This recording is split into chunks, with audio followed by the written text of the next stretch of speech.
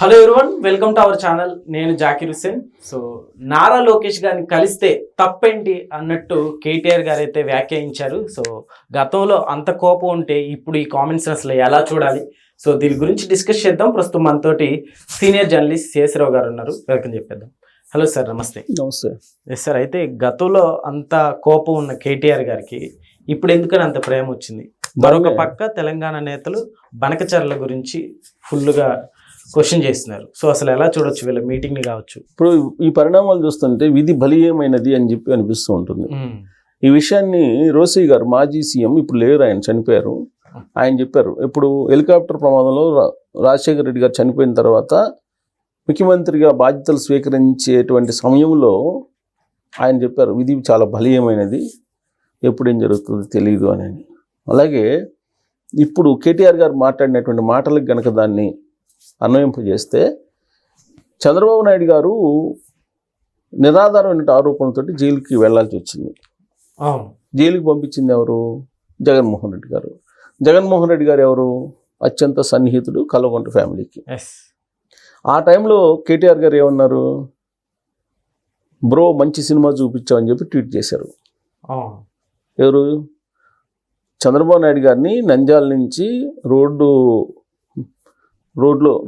మార్గాన్ని తీసుకొస్తూ ఉంటే ఆయన కోర్టులో కూర్చొని ఉంటే ఆయన జైల్లో పెడితే ఆ మొత్తం ఎపిసోడు బ్రహ్మాండమైన షోగా కనిపించింది. ఎవరికి? కేటీఆర్ గారికి. అవును, అదే ట్వీట్ చేశారు.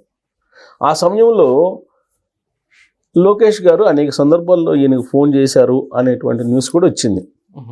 కానీ ఈయన లిఫ్ట్ చేయలేదు. ఎవరు? కేటీఆర్ గారు అనేది కూడా వచ్చింది. సరే, ఆ తర్వాత ఆయన ఢిల్లీ వెళ్ళారు. సరే, ఢిల్లీలో ఆయన తన వాయిస్ వినిపించారు, సుప్రీంకోర్టుకి వెళ్ళారు, అవన్నీ తెలిసినాయి అందరికీ. అలాంటి లోకేష్ గారి దగ్గరికి ఇప్పుడు కేటీఆర్ గారు ఎందుకు రావాల్సి వస్తుంది? నేను లోకేష్ గారిని కలిస్తే తప్పేంటి? తమ్ముళ్ళు అంటాడు, నా తమ్ముడిని కలిస్తే తప్పేంటి అని మాట్లాడుతున్నారు. అంటే వితిన్ 1 yearలో ప్రేమ ఎంత పెరిగిపోయిందో లోకేష్ మీద కేటీఆర్ గారికి ఆయన మాటల్లోనే అర్థమవుతుంది. మరి ఎందుకు పెరిగింది ఇలా ప్రేమ? ఊరికనే పెరగదు. కల్వకుంట్ల ఫ్యామిలీలో ఉండేటువంటి మెంబర్స్కి ఊరికనే ప్రేమ పెరగదు.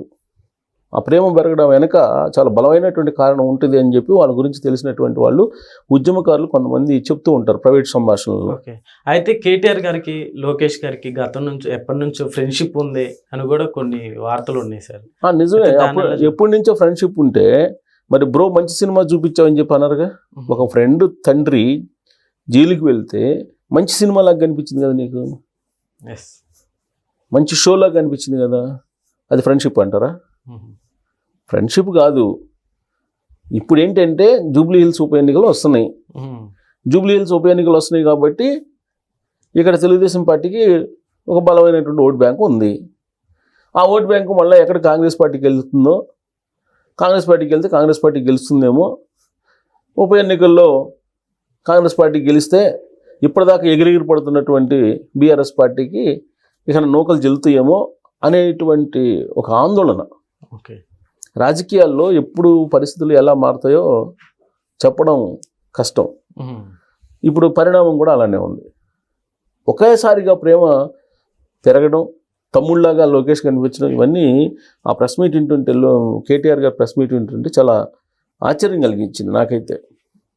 అంటే గతంలో వీళ్ళు మాట్లాడినటువంటి మాటలు, లేదంటే వీళ్ళు చేసినటువంటి ట్వీట్లు ప్రజలు మర్చిపోతారు అనుకుంటారో లేకపోతే గుర్తుండవు అనుకుంటారో తెలియదు. అక్కడ అమరావతి ప్రాజెక్ట్ కూలిపోయింది కాబట్టి ఇక్కడ మనం బాగున్నామని చెప్పి అనడం, ఇవన్నీ ఎవరు మర్చిపోరు కదా. మర్చిపోతారు ఎవరన్నా? సహజంగా మర్చిపోరు, కొంతమంది మర్చిపోవచ్చు. కానీ ఇప్పుడు మీడియా, మన సోషల్ మీడియా వచ్చేసింది.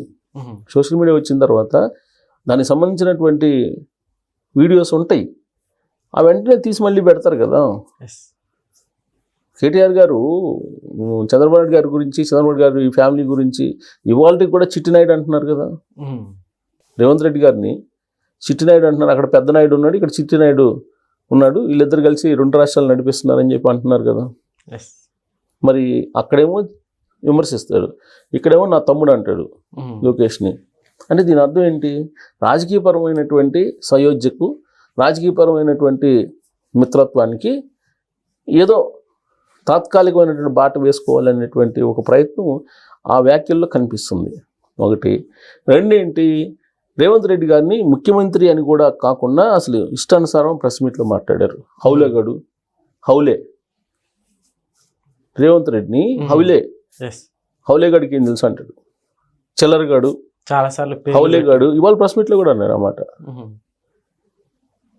డ్రగ్స్ అంటాడు, హీరోయిన్స్ అంటాడు, ఈ ఆరోపణలన్నీ చేస్తాడు అని చెప్పి మాట్లాడాడు. తన మీద డ్రగ్గిస్ట్ అంటాడు, లేదంటే హీరోయిన్లు తీసుకొచ్చుకొని హీరోయిన్లతోటి ఏదో నేను ఉన్నానని చెప్పి చెప్తూ ఉంటాడు, నిరూపించు అని చెప్పి సవాల్ చేశాడు. మరి డ్రగ్స్ కేసుకు సంబంధించి మాట్లాడుకోవాలంటే 2018 ఎన్నికలకు ముందుకెళ్ళాలి. 2018 ఎన్నికల ముందుకెళ్తే సినిమా ఇండస్ట్రీకి సంబంధించినటువంటి ప్రముఖుల్ని, పాపులర్ హీరోలను అందరినీ క్యూలో నిలబెట్టి వాళ్ళ కాళ్ళకి గోర్లు, ఎంట్రికలు అన్ని శాంపిల్స్ తీసుకొని పరీక్షించారు కదా. ఆ రోజు మొత్తం ఎంక్వైరీ చేశారు కదా. ఎంక్వైరీ చేసిన తర్వాత ఆ రికార్డ్ ఏమైపోయింది? ఆ రికార్డ్ అయితే ఉండాలి కదా. డ్రగ్స్కి సంబంధించినట్టు ఆనవాళ్ళ రికార్డ్ అయితే ఉండాలి కదా. ఆ రికార్డ్ ఏమైపోయింది? ఏ రికార్డ్ ఏమైపోయిందని నేను అనటం కాదు, హైకోర్టు అడిగింది కదా. హైకోర్టు ముట్టికాయలు వేసింది కదా, ఆ రికార్డు ఏమైపోయింది అని. మరి ఆ రికార్డు ఎందుకు మాయమైపోయింది? కోర్టులో ఏం చెప్పారు మీరు? రికార్డు కనిపించట్లేదని కదా చెప్పింది. ఆ కేసుకు సంబంధించినటువంటి రికార్డ్స్ కనిపించట్లేదని చెప్పారు. ఏమైపోతాయి ఆ రికార్డు? అంటే దాన్ని బట్టి ఏమనుకోవాలి? డ్రగ్స్ కేసుని అటకెక్కిచ్చారని చెప్పేసి అనుకోవాలా పర్లేదా? అలాంటి ఆలోచన, అలాంటి అనుమానాలు వస్తాయి కదా. హైకోర్టు చేసినటువంటి వ్యాఖ్యల్ని గుర్తు చేసుకుంటే 2018 ఎన్నికల్లో మేము 88 స్థానాల్లో గెలిచాము, 63 స్థానాల్లో 2014లో గెలిస్తే అది రెప్యుటేషన్ అంటే మాది అని చెప్పి చెప్పారు. 2018 అసెంబ్లీ ఎన్నికల్లో ఆ రోజున ఎన్నికల కమిషనర్గా ఉన్నటువంటి ఐఏఎస్ ఆఫీసరు క్షమాపణ చెప్పాడు. 5 లక్షల దొంగ ఓట్లు ఉన్నందుకు నన్ను క్షమించండి అని చెప్పి తెలంగాణ సంబంధించి క్షమాపణ చెప్పాడు మీడియా ముఖంగా. మరి ఆ రోజు ఎలక్షన్ ఎలా జరిగింది అనే దానికి అంతకన్నా నిదర్శనం ఏముంది? 88 కాదు, ఆ విధంగా చేసుకుంటే 100 వస్తాయి. అదే కదా కాంగ్రెస్ పార్టీ వాళ్ళు చెప్తుంది. ఇప్పుడు కాంగ్రెస్ పార్టీ వాళ్ళు కూడా అదే గుర్తు చేస్తున్నారు. ఆ రోజున ఏం జరిగింది అనేది గుర్తు చేస్తూ మాట్లాడుతున్నారు. ఆ రోజున ఎలక్షన్ కమిషన్ క్షమాపణ చెప్పారు కదా దొంగ ఓట్లు ఉన్నాయని.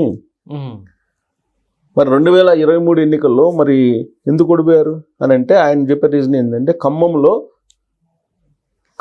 ఉండేటువంటి రాజకీయ ఈక్వేషన్లు, విభిన్నమైనటువంటి రాజకీయ ఈక్వేషన్స్ ఉన్నాయి, అందుకు మేము ఓడిపోవాల్సి వచ్చింది, లేదంటే ఓడిపోయిన వాళ్ళం కాదు అని చెప్పేసి ఆయన చెప్తూ ఉన్నారు. చెబుతూ రేవంత్ రెడ్డి ఒక ఫాల్తుగాడు, హౌలేగాడు, పిచ్చాసుపత్రిలో చేర్పించాలి, మెంటల్ పిచ్చి వచ్చేస్తుంది అతనికి, అతను పిచ్చోడు అని చెప్పి చెబుతూ పిచ్చాసుపత్రిలో చేర్పించాలని చెప్పి ఆయన ప్రెస్ మీట్లో చెప్పారు. ఒక ముఖ్యమంత్రిని ఆ విధంగా ఎవరైనా మాట్లాడతారా? తెలంగాణకి బ్రాండ్ అని చెప్పుకుంటారు కదా వీళ్ళు. తెలంగాణకి బ్రాండు, తెలంగాణకి మేమే వారసులమి, తెలంగాణ అంటే బీఆర్ఎస్ పార్టీ, తెలంగాణ అంటే కల్వకుంట్ల ఫ్యామిలీ, తెలంగాణ అంటే మేమే అన్నట్టుగా ఫోన్ చేసుకుంటున్నారు కదా. మరి తెలంగాణ అంటే ప్రజలు ఇచ్చినటువంటి తీర్పు, ప్రజాస్వామ్య పద్ధతికి ఎన్నికైనటువంటి ముఖ్యమంత్రిని ఆ విధమైనటువంటి పదజాలంతో మీరు దూషించవచ్చా ప్రెస్ మీట్లో అనేది కాంగ్రెస్ పార్టీ వాళ్ళు అడుగుతున్నారు. రేవంత్ రెడ్డి గారు ముఖ్యమంత్రి హోదాలో ఒక మాట జారితేనే సోషల్ మీడియాలో విరుచుకుపడుతున్నారు. 2023 ఎన్నికల ఓటమిని కేటీఆర్ గారు ఎలా తీసుకుంటున్నారు? అసలు ఏమీ అభివృద్ధి చేయకుండా ఒక 100 యూట్యూబ్ ఛానల్స్ పెట్టుకున్నట్టయితే మేము గెలిచిండే వాళ్ళమే, ఒక 30-100 అంటున్నాడు, 30-100 యూట్యూబ్ ఛానల్స్ పెట్టుకుంటే మేము గెలిచిండే వాళ్ళమే అంటున్నారు. మరి గెలిచినటువంటి కాంగ్రెస్ పార్టీకి ఎన్ని యూట్యూబ్ ఛానల్స్ ఉన్నాయి? ఏం లేవు కదా. అంటే ఇప్పటికీ కూడా ఓటమి తాలూకు నిజాలని తెలుసుకోలేక ఆయన ఈ విధమైనటువంటి మాటలు మాట్లాడుతున్నారా, లేదంటే ఇంటర్నల్గా వాళ్ళ ఫ్యామిలీలో ఉన్నటువంటి కొన్ని డిస్ప్యూట్స్, వాళ్ళ చెల్లెల రూపంలో వచ్చిన డిస్ప్యూట్స్ కారణంగా ఆ విధంగా మాట్లాడారు అర్థం కావట్లేదు. ప్రెస్ మీట్ పెట్టి ఆయన హౌలేగాడు, ఫాల్తుగాడు, చిల్లరగాడు అంటూ ఒక ముఖ్యమంత్రిని మాట్లాడుతున్నారని అంటే ఇదేనా తెలంగాణ సంబంధించినటువంటి బ్రాండ్? ఎస్. తెలంగాణకు సంబంధించిన బ్రాండ్ లేదంటే తెలంగాణకు సంబంధించినటువంటి బ్రాండ్గా చెప్పుకుంటున్నటువంటి మీరు ఒక ప్రతిపక్ష పార్టీలో ఉంటూ ఈ విధంగా మాట్లాడటం కరెక్టేనా అని చెప్పి కాంగ్రెస్ పార్టీ వాళ్ళు అడుగుతున్నారు. ఓకే. సో మరి దీనికి ఏం సమాధానం చెప్తారు? ఎస్. ఇప్పుడు రేవంత్ రెడ్డి గారు ఢిల్లీలో కలిశారు. ఢిల్లీలో కలవటం తప్ప? కేంద్ర ప్రభుత్వం పిలిచింది, ఢిల్లీ వెళ్ళారు. ఢిల్లీలో చీకట్లో అమిత్ షా కాళ్ళు పట్టుకున్నాడు, నరేంద్ర మోడీ కాళ్ళు పట్టుకున్నాడు అని చెప్పి మాట్లాడతారు ఆయన. అంటే మీరు 10 సంవత్సరాల పాటు ఉన్నప్పుడు నరేంద్ర మోడీ గారి దగ్గరికి ఎన్నిసార్లు వెళ్ళారు కదా. ఎస్. ఫెడరల్ సిస్టంలో కేంద్ర ప్రభుత్వానికి రాష్ట్ర ప్రభుత్వానికి సంబంధాలు అయితే ఉంటాయి కదా. మరి ఎందుకు రాష్ట్ర అభివృద్ధి దిశగా ఆలోచించాలి కదా. ఎస్. అలా కాకుండా ప్రత్యర్థి పార్టీలని లేదంటే అధికారంలో ఉన్నటువంటి పార్టీని ఒక శత్రువుగా చూస్తూ అధికారంలో ఉన్నటువంటి వాళ్ళని శత్రువులుగా చూస్తూ ఉంటే రాష్ట్ర ప్రయోజనాలు దెబ్బతింటాయి కదా.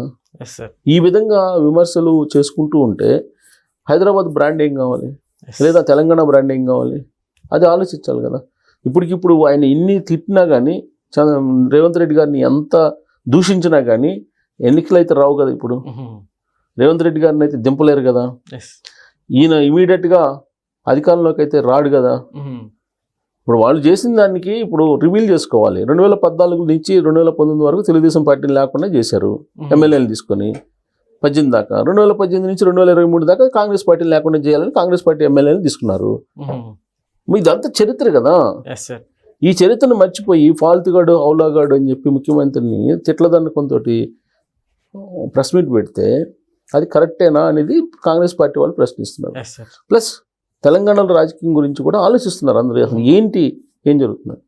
సో లోకేష్ గారు ఇప్పుడు తమ్ముళ్ళగా కనపడటం, ప్రేమగా కనపడటం అనేది కేవలం జూబ్లీహిల్స్ ఉప ఎన్నికలను దృష్టిలో పెట్టుకొని ఆ విధంగా కనపడుతుంది. రాబోయేటువంటి రోజుల్లో కలిస్తే తప్పేంది అన్నారు కాబట్టి ఇప్పుడు ప్రెస్ మీట్లో కలవలేదు, కలిస్తే తప్పేంటి, రేతురు పోయి కలవాల్సిన అవసరం ఏంది, పగలే కలుస్తాను అన్నాడు. సో కలవడానికి సిద్ధపడ్డాడు ఆయన. త్వరలోనే లోకేష్ గారిని కలవడానికి కేటీఆర్ గారు సిద్ధమయ్యారనేది ఆయన ప్రెస్ మీట్లోనే అఫీషియల్గా ఇండైరెక్ట్ సంకేతాలు ఇచ్చినట్టు మనం భావించాలి. Okay sir, thank you.